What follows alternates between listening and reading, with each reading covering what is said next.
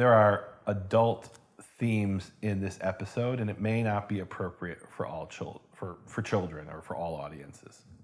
If you are not comfortable talking about the actual happenings of October the 7th, it's those types of things that we're going to talk about, because when we do a teaching on Hamas, we do a teaching on what the Bible says the word means.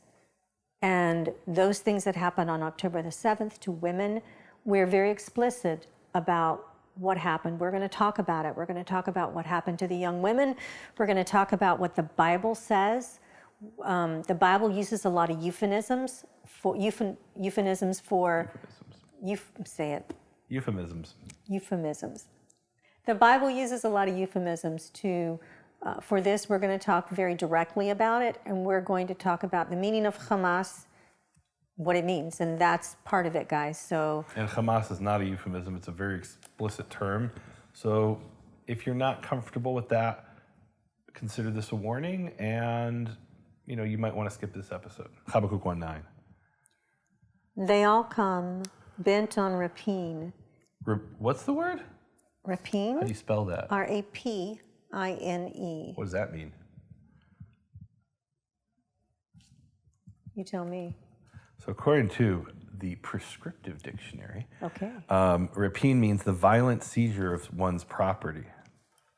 Okay. The thrust of their van is forward. Oh, and this is interesting. So the example the dictionary gives, this is from Oxford Languages, I guess, but I got it from Google, is the fruits of violence and rapine. So here's an example of the concept I said before, where you say two things that are the same or they're overlapping, right? So the fruits of violence and rapine. So rapine is the violent seizure of property. So it's violence and rapine, but rapine is violent, but it's a specific type of violence, right? So these go together. They're very related concepts. And that's exactly like Hamas v'shod, Hamas and pillaging, because Hamas is violence. Which includes pillaging. This is they amass captives like sand. Right. So here's what I have. He comes entirely for Hamas, this enemy that's attacking. The direction of their faces are forward, and he gathers up captives like the sand. Wow. So here, this Hamas includes or involves kidnapping. Right? They're kidnapping people. They're taking them captive. In this case, in an invasion, in a raid, right? I mean, it's exactly what happened. Literally what happened on October 7th. What happened. Not even similar, literally what happened on October 7th. It's the type of raid that would have happened in history centuries ago, happened in the year 2023. Jeremiah 13:22 is the next one we want to look at. And here we can see the connotation of Hamas involving rape. And actually, while you're looking for that, can you talk about, we have a graphic for this episode, which we really prayed about whether we were going to use this graphic. And it's a graphic from a video that was put out by Hamas, quite proud. They put it out because they were proud of it. They were bragging about what they did. And it has a woman named, a 19-year-old girl named Nehemia Levi. Can you talk about that? So we did pray about it. We've talked a lot about it. She's still in captivity at this moment. One of the things that I want us to do together is to pray for the captives. I know that years from now, when you look at this teaching, they'll no longer be captive. But right now, they're still captive, and we need to pray especially for Nehemia Levi. Her last name, she's a Levite. She's a Levite. And it's one of the pictures that many women can't look at. It's taken months and months and months for me to look at it. I looked at it again last night, and these things are traumatic to. One of the things, Nehemia, that you mentioned in the Bible is that we have euphemisms, especially for what we're about to talk about. And the reason, why do we use euphemisms for these types of things? Why do they use euphemisms in the Bible, Nehemia? Let's start with what's a euphemism. Okay. A euphemism is, and let's state the, for years from now, someone may not know who Nehemia Levi is or what this image is. and they might be listening to it and not see the image. So can you tell them Okay, let me what's tell you in what the image? the image is of a young woman, 19 years old. The film shows her, this guy with a big armament, pulling her from the back of a Jeep where she's stuffed in a little area. There's blood. She's been beaten around her face. What's she wearing? She's wearing sweatpants and a shirt. It's clear she was sleeping in her pajamas when she was kidnapped. The pants the sweatpants, they push her, they take her from the back and they put her around and they push her into the middle of many men sitting in the back of this vehicle. And she has blood from the behind, you can see all the way at the top of her pants in the back, down through her legs. And it's obvious that she's been abused, not Let's just not use a beaten. euphemism. What happened to her? She was raped. Enough that there's blood spilled all over, everywhere. That's Hamas.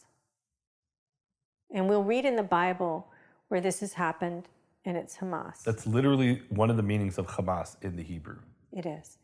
And That a we're about to euphemism see. is when we say something like someone had relations with someone. Or you said she was abused. You just used a euphemism. yeah, She wasn't abused. abused. She was Okay. violently raped. She was. Probably by multiple people. And probably, can we say it? I don't know what you're going there. I don't know. Oh, You don't even want to say it.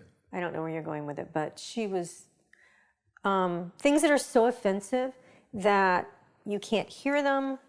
That's when you use a euphemism. Yeah, also in the Tanakh, things that are scary. So there's Yeah. one euphemism, which is whenever the word afolim appears in the Tanakh, and it appears, I don't know the number, but a number of times, it's instead of that word, when they would read it out loud in the synagogue, they would instead read the word tchorim. Now, what is afolim? Afolim are the boils of the Black Plague. Why wouldn't they say that word?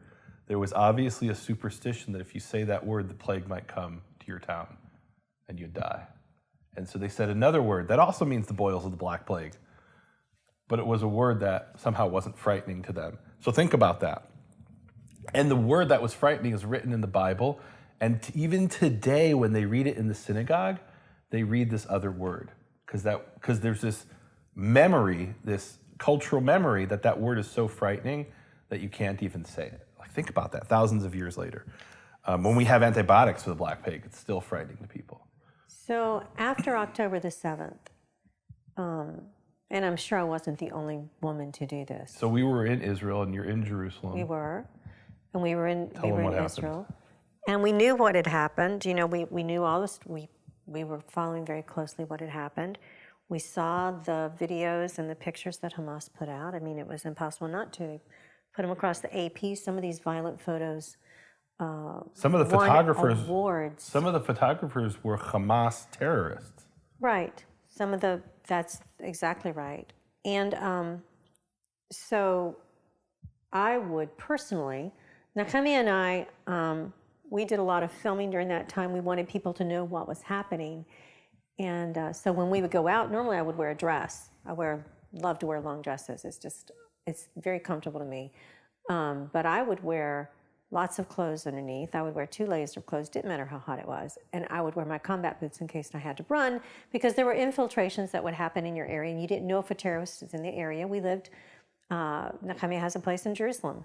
And there's a whole Arab area in Jerusalem, and I'm not being judgmental. All I'm saying is that there are things that have happened in that area and still do to this day right now, and probably will until Yehovah comes to establish. So let's not use euphemisms. What were you doing and why?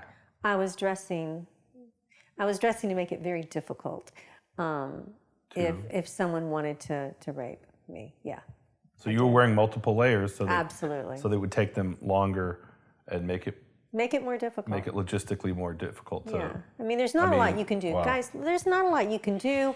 You know, there was nothing those young women could do to protect themselves, except everything there was not a whole lot you could do. You run, you hide. And that was the moment where I said, okay, I've got to get my wife out of here. She's not, we were planning on leaving anyway, but when I saw that, I'm like, okay, this is not a healthy situation. I wasn't afraid of the bomb. I wasn't afraid of a bombing. I wasn't afraid of missiles overhead that were going off. Wasn't afraid of that, because Nehemia and I, if something happened like that, we're together. It's okay. I do want to lose my husband, but together it's okay. And I know you guys that are married and love each other will understand that, but I didn't want. That would be awful. I mean, it's awful for the woman, but it's also awful for a husband in that situation. So, yeah. All right, Jeremiah 13:22. What does your JPS say?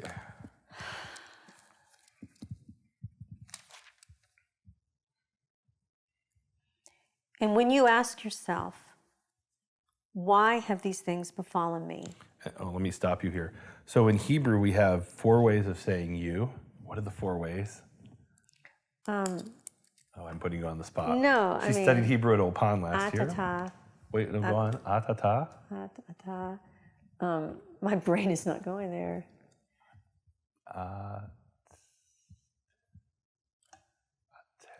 Atim. There you go. Okay. So we have.